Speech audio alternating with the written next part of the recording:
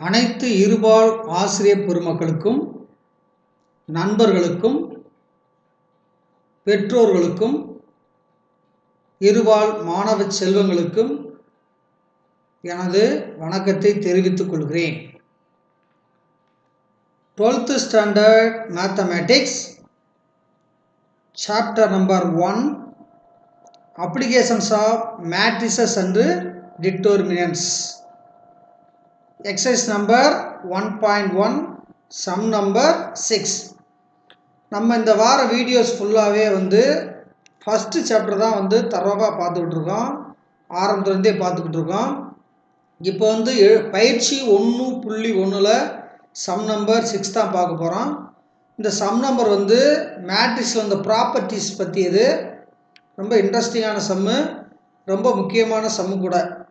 Sum number 6, matrix A is equal to 8, -4, -5, 3 எனில் A into adjoint of A is equal to adjoint of A into A is equal to determinant A into I2 என்பதை சரிபார்க்க. அப்போ ஏங்கிற matrix கொடுத்துருப்பாங்க, adjoint A கண்டுபிடிக்கணும். அது ரெண்டையும் multiple பண்ணணும். அடுத்து adjoint of ஏயும் மல்டிபிள் பண்ணணும். அதுக்கடுத்து determinant A கண்டுபிடிக்கணும். அதோட என்ன பண்ணணும், I2 மல்டிபிள் பண்ணணும். எல்லாமே சமமாக இருக்கும். இந்த இடத்துல I என்பது யூனிட் மேட்ரிக்ஸை குறிக்கும்.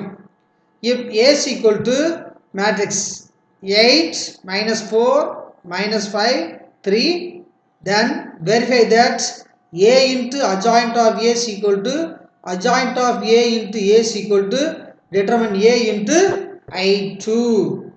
நம்ம கைவசம் A கொடுத்துருக்காங்க. அப்போ கொடுக்கப்பட்ட சம்மை லெட் ஏன்னு வச்சுக்கணும். அந்த மேட்ரிக்ஸை முதல்ல ஏன்னு வச்சுக்கிட்டு முதல் வேலை நீ டெட்டர்மன் ஏ தான் கண்டுபிடிக்கணும்.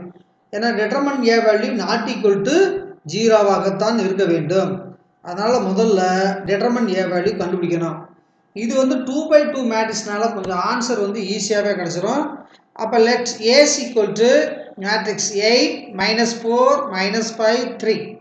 அப்போ ஃபஸ்ட்டு டெட்டர்மெண்ட் ஆஃப் ஏ கண்டுபிடிக்கணும். முதல் டெட்டர்மெண்ட் ஏ கண்டுபிடிக்கணும். அப்போ டெட்டர்மெண்ட்னா நம்மளுக்கு எல்லாமே தெரிஞ்சதான். அப்போ 8 × 3, அப்போ 3 24. அப்போ 8 3s are 24, ஃபார்முலாக்குரிய மைனஸ். இது ரெண்டையும் மல்டிபிள் பண்ணும். அப்போ -5 × -4, அப்போ மைனஸ் இன்ட்டு மைனஸு ப்ளஸ்ஸு, அப்போ +20. அப்போ 24 - 20. அப்போ 24 - 20னா ஆன்சர் 4. அப்போ டெட்டர்மன் A value not equal to 0 வந்துடுது. அந்த 0 வந்துட்டாவே ஆன்சர் பூராமே 0 ஆயிடும். அதனால தான் அதை நாட் ஈக்குவல் டு 0 கண்டுபிடிக்கணும். அப்போ முதல்ல டெட்டர்மன் ஏ வேல்யூ 4ன்னு கண்டுபிடிச்சிட்டோம். அதுக்கடுத்து அஜாயிண்ட் ஆஃப் ஏ கண்டுபிடிக்கணும். அந்த கிவன் மேட்ரிக்ஸ் பார்த்தீங்கன்னா 8, -4, -5, 3 எல்லாம் தெரியும். இப்போ அஜாயிண்ட் ஆஃப் ஏ நம்ம ப்ரீவியஸ் வீடியோவிலே சொல்லியிருக்கோம். ஒரு 2/2 மேட்ரிக்ஸ்க்கு அஜாயிண்ட் ஏ கண்டுபிடிக்கணும்னா முதலில் முதன்மை மூலைவிட்ட உறுப்புகளை இடமாற்றி போட வேண்டும். அப்போ 8 3 இருக்கு இல்லையா, 3 8ன்னு மாற்றி போடணும், மறந்துடாதீங்க. அப்போ முதன்மை மூலைவிட்ட உறுப்புகளை இடமாற்ற வேண்டும். அதுக்கடுத்தது இரண்டாவது மூலைவிட்ட உறுப்புகளினுடைய குறிகளை மாற்றி போட வேண்டும். அப்போ -4னா +4, -5னா +5. அது நிறையா வீடியோஸில் சொல்லியிருக்கோம். இருந்தாலும் புதுசாக பார்க்குறவங்க கொஞ்சம் கவனமாக கவனிக்கணும். அதுக்காண்டி தான் மறுபடியும் சொல்லியிருக்கேன். அப்போ adjoint of a first leading diagonal எடுத்துக்கணும். அப்போ இந்த லீடிங் டயங்கல் எலமெண்ட்ஸ் என்ன பண்ணணும், இன்டர்சேஞ்ச் பண்ணி போடணும். அப்போ 8 3 இருக்குது, 3 8 போட்டோம். அதுக்கடுத்து அனதர் டயங்கலில் சிம்பிளை மட்டும் மாற்றி போடணும். அப்போ -4ங்கிறது +4ன்னு போடணும், -5ங்கிறது +5 போடணும். அது 2 தான் முக்கியமானது. என்ன முக்கியம்? 2 டெட்டர்மன் ஏ கண்டுபிடிக்கணும், அதுக்கடுத்து அஜாயிண்ட் ஆஃப் ஏ கண்டுபிடிக்கணும். இது ரெண்டையும் வச்சுக்கணும். முதல்ல அவங்க ஒரு ப்ராப்பர்ட்டி கொடுத்துருக்காங்க இல்லையா, A into adjoint of A equal to adjoint of A into A equal to determinant A into I2ன்னு கொடுத்துருக்காங்க இல்லையா. அப்போ ஃபஸ்ட்டு பார்ட்டை எடுக்கணும். ஃபஸ்ட்டு பார்ட் என்ன இருக்குது, ஏ இன்ட்டு அஜாயிண்ட் ஆஃப் ஏ அது கொடுத்துருக்காங்க. அப்போ அதை எடுத்துக்கிட்டு முதல்ல ஏ பிளாக் கலரில் எழுதியிருக்கேன். இந்த adjoint of a red colour எழுதியிருக்கேன். அப்போ இந்த இடத்துல இருக்கு இல்லையா அஜாயிண்ட் ஆஃப் ஏ, அப்போ ரெண்டையும் மல்டிபிள் பண்ணோம். அது மேட்ரிக்ஸ் மல்டிப்ளிகேஷன் தான். 2/2 மேட்ரிக்ஸ் மல்டிப்ளிகேஷன். மேட்ரிக்ஸ் மல்டிப்ளிகேஷன்னா ஒரு ரோவையும் ஒரு காலத்தை எடுத்து மல்டிபிள் பண்ணுறது தான். இங்கே பாருங்கள், இது வந்து ஃபஸ்ட்டு ரோ, இது வந்து ஃபஸ்ட்டு காலம். அப்போ இதையும் எடுத்து மல்டிபிள் பண்ணணும். அப்போ 8 × 3 24. அடுத்து -4 × 5 வந்து -20. அப்போ 24 - 20 ஓவர். அடுத்து இதையும் மல்டிபிள் பண்ணணும். அதாவது R1C2. அப்போ 8 × 4 எவ்வளவு? 32. இது -8 -4 × 8 -32. 32 - 32. அடுத்து வந்து R2C1. அப்போ -5 × 3 -15. இது வந்து 3 × 5 15. எல்லாமே உனக்கு தெரியும், போட்டிருக்கோம். அப்போ -15 + 15. அடுத்தது R2C1. -5 × 4 எவ்வளவு? -20. 3 × 8 24. அப்போ 20 - 20. 20 ப்ளஸ், அதாவது -20 ப்ளஸ் 24. இது எல்லாமே சாதாரண 2/2 மேட்ரிக்ஸ் தான், எல்லாத்துக்கும் தெரியும். இருந்தாலும் கொஞ்சம் விளக்கமாக சொல்லலான்னு பார்த்தேன்.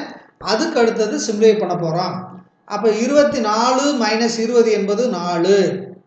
32 - 32 0. -15 + 15 0.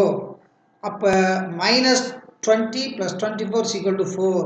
அப்போ இந்த இடம் கூட நல்லா கொஞ்சின்னா 24 - 20 எவ்வளவு? 4.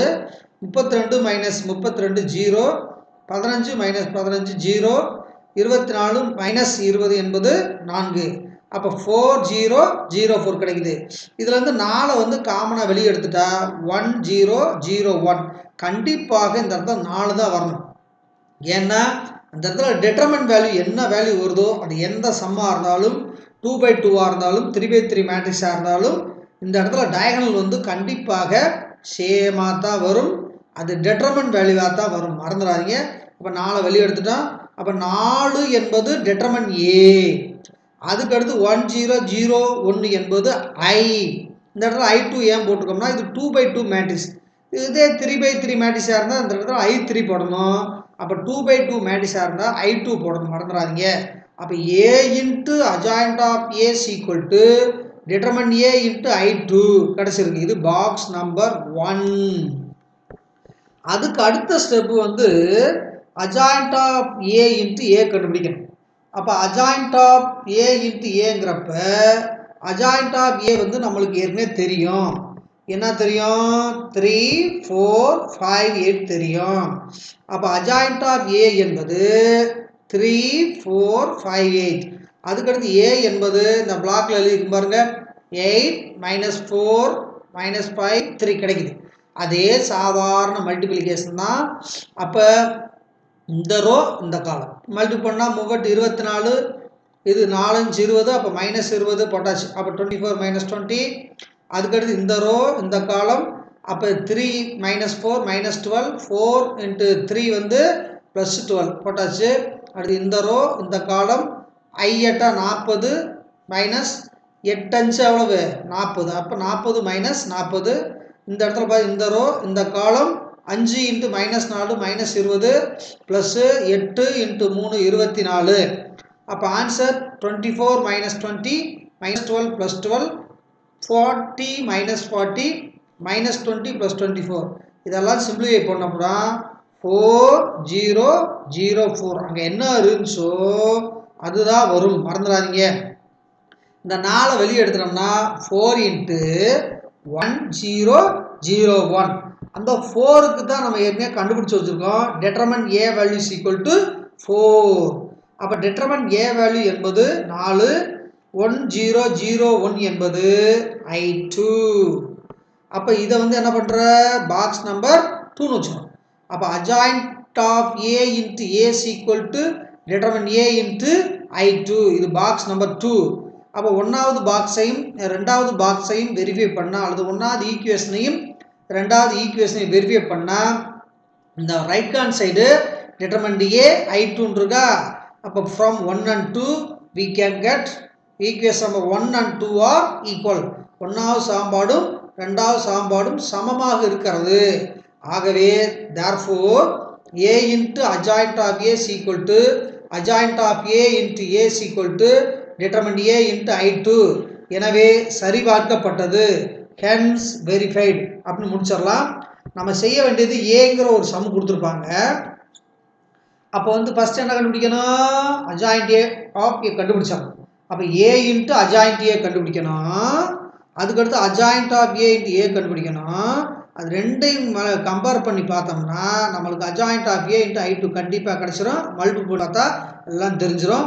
நம்ம ஆன்சர் வந்து வெரிஃபிகேஷனால ஈஸியாக முடிஞ்சிடும். அப்போ இந்த சம்மை பொறுத்தளவுக்கு ஹோம்ஒர்க் வந்து எக்ஸாம்பிள் 1.1 கொடுத்துருக்கேன். இது புக்கில் இருக்க சம்மு தான், தெளிவான சம்மு தான், லென்த்தாக இருக்கும், உங்கள் செஞ்சு பார்க்கணும். அப்போ ஹோம்ஒர்க் பார்த்தீங்கன்னா எக்ஸாம்பிள் 1.1 எடுத்துக்காட்டு 1.1.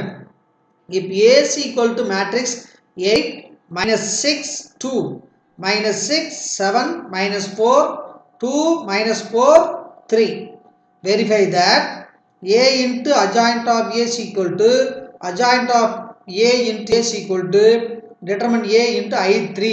இது 3/3 மேட்ரிக்ஸ். அதே ப்ராசஸ் தான்.